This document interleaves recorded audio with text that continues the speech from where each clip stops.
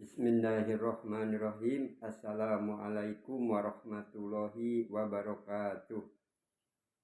Alhamdulillah, mari kita lanjut pembahasan masih dari buku Islamologi karya Maulana Muhammad Ali MA LLB yang insya Allah pada hari Selasa pagi ini akan membahas tentang sholat tahajud. Robbi sorohli sodri wa yasirli amri wahlul uqdatam min lisani yafqahu qawli.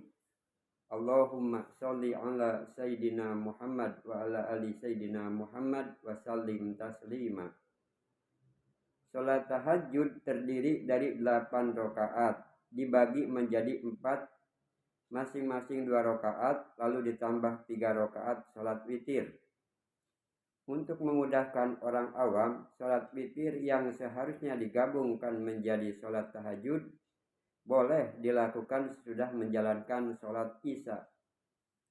Oleh karena itu, jika sholat witir sudah dilakukan sesudah sholat isya, sholat tahajud dilakukan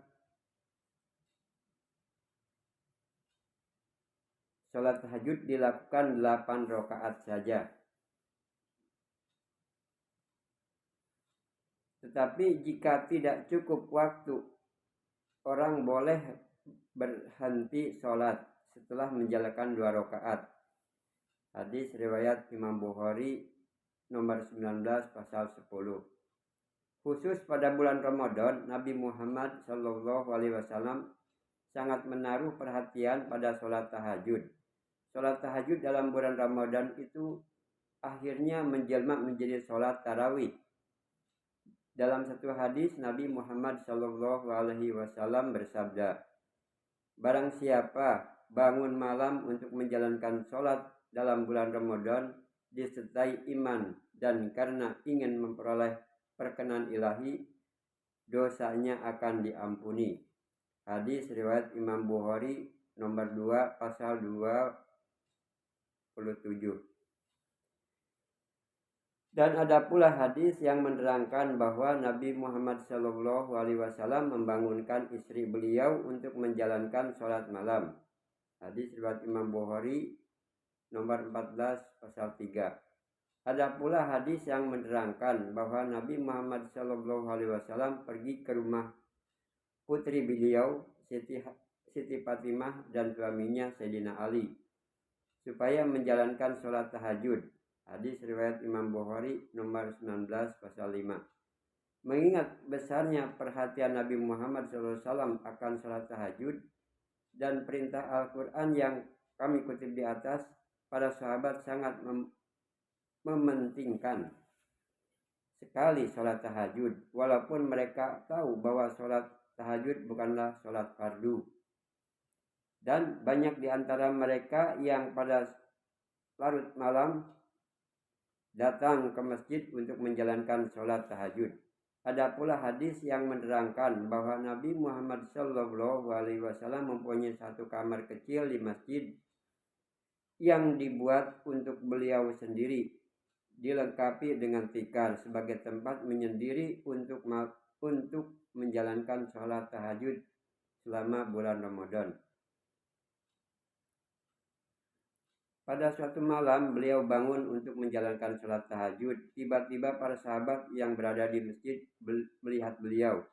Lalu mereka ikut bersolat. Maka terjadilah sholat itu dilakukan berjamaah. Pada malam berikutnya sholat berjamaah itu bertambah banyak lagi.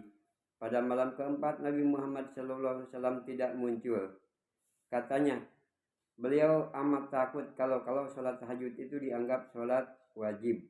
Oleh karena itu dianjurkan supaya menjalankan sholat di rumah sendiri-sendiri. Hadis riwayat Imam Bukhari nomor 10 pasal 80. Jadi pada zaman Nabi Muhammad SAW, zaman Khalifah Abu Bakar dan zaman permulaan Khalifah Umar, sholat tahajud selama bulan Ramadan dijalankan sendiri-sendiri.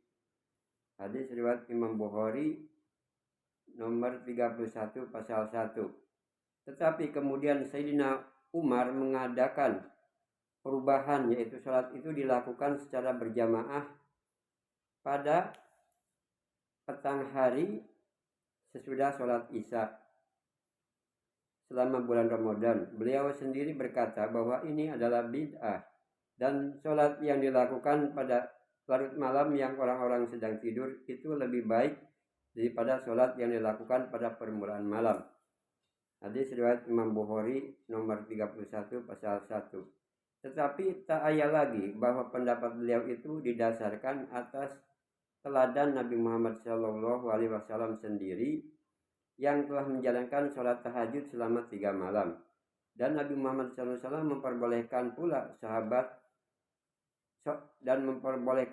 sholat witir, yang ini merupakan bagian dari sholat tahajud digabungkan dengan sholat Isya.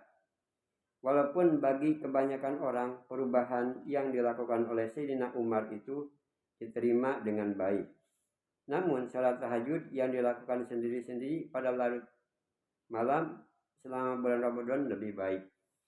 Alhamdulillah, demikian pembahasan untuk pagi ini. Insya Allah dilanjut besok. Terima kasih. Wabillahi taufiq wal hidayah. Wassalamualaikum warahmatullahi wabarakatuh.